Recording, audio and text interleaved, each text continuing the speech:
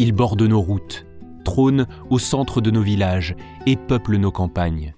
On pourrait passer devant tous les jours sans même y prêter attention.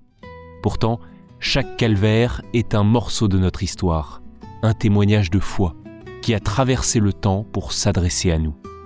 Grâce à vos dons, SOS Calvaire a déjà restauré près d'1 millier de monuments depuis 2023.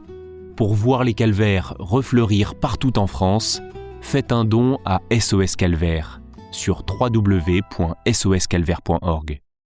Dans l'évangile de Jésus-Christ, selon saint Matthieu. En ce temps-là, Jésus disait à ses disciples : « Ce n'est pas en me disant « Seigneur, Seigneur » qu'on entrera dans le royaume des cieux. C'est en faisant la volonté de mon Père qui est aux cieux. Ainsi, celui qui entend les paroles que je dis là et les met en pratique est comparable à un homme prévoyant qui a construit sa maison sur le roc. La pluie est tombée, les torrents ont dévalé, les vents ont soufflé et se sont abattus sur cette maison. La maison ne s'est pas écroulée car elle était fondée sur le roc. Et celui qui entend de moi ces paroles sans les mettre en pratique est comparable à un homme insensé qui a construit sa maison sur le sable. La pluie est tombée, les torrents ont dévalé, les vents ont soufflé, ils sont venus battre cette maison. La maison s'est écroulée et son écroulement a été complet.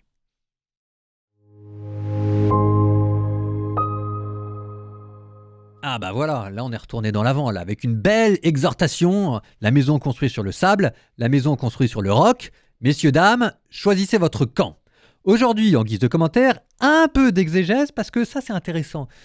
Vous lisez cet évangile et il arrive un peu de nulle part. Et c'est pas mal de savoir exactement où il arrive. Il arrive à la toute fin du Sermon sur la montagne. Le Sermon sur la montagne, je vous rappelle que si jamais il y a 4-5 pages à lire, à relire, à méditer sans cesse, à apprendre par cœur même, le premier discours de Jésus, le résumé de l'évangile, là où il donne tout ce que c'est que le ciel, c'est le Sermon sur la montagne. Donc là, vous avez la fin. Alors, c'est pas mal parce que ça permet de le revoir rapidement.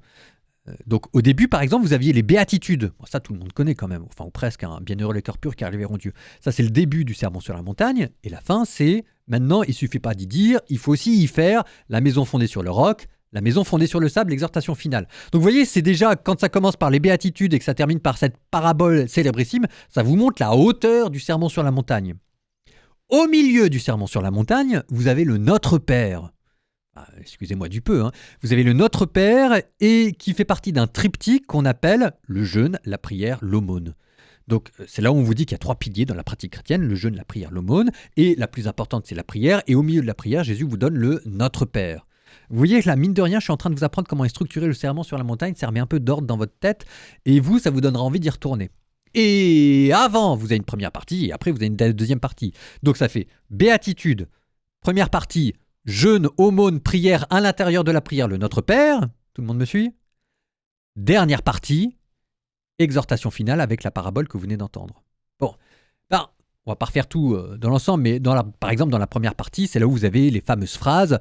Vous avez appris qu'il a été dit « Moi je vous dis ». Et dans la dernière partie, c'est un appel au discernement et à la providence. Là où est ton cœur, là aussi sera ton trésor. À vous garder tout ça dans votre tête. Et si jamais vous aviez un effort à faire aujourd'hui, relisez le Sermon sur la montagne. Allez, c'est 5 pages. 5 pages, je m'excuse, mais ça se fait.